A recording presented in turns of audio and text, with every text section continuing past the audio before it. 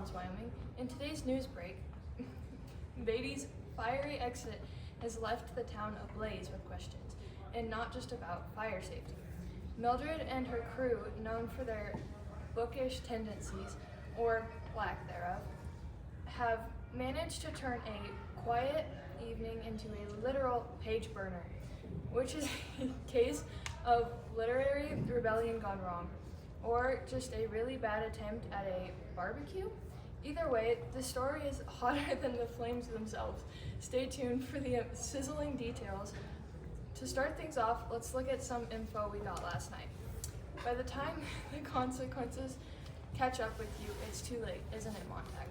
Page 109. We never burned right.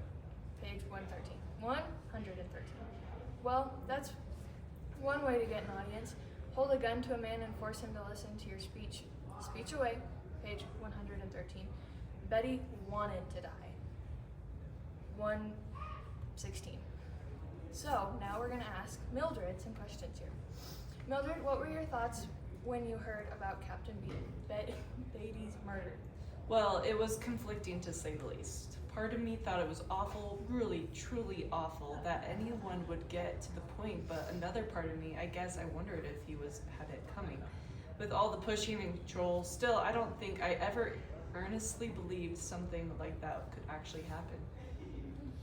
How did you feel after the fire destroyed your home? I told myself it didn't matter, that it was just a house, just things. But I know I earnestly struggled with losing everything. I knew even if it wasn't much of a home in a real sense. My emotions were conflicting.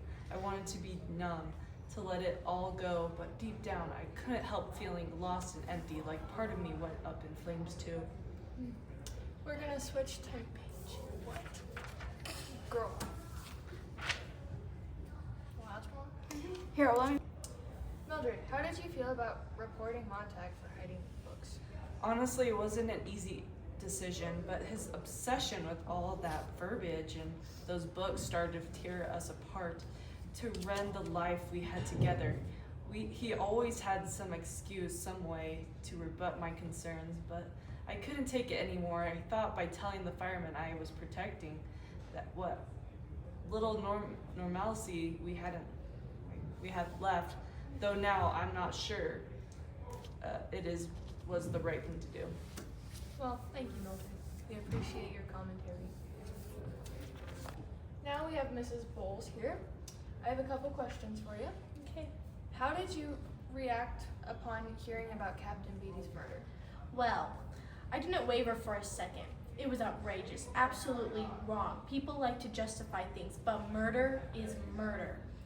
Yet, I'll admit, there's a part of me that wonders, was Montag striving to make some grand statement?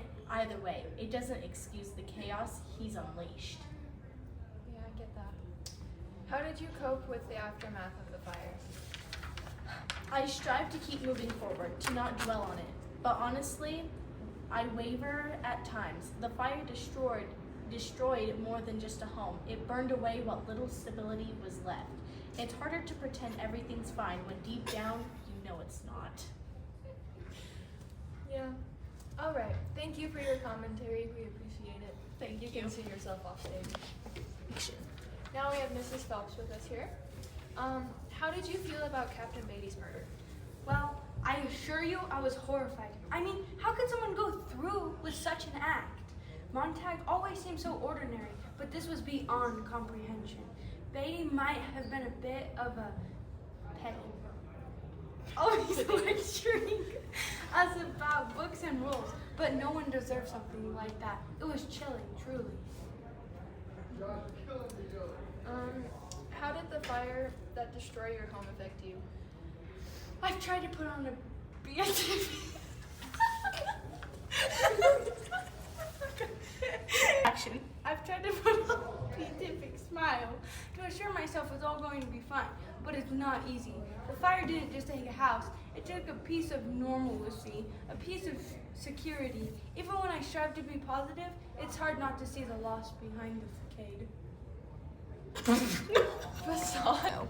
Thank you, Mrs. Phelps, for helping with this interview. You can see yourself out. We have donuts. I love you. Oh, is there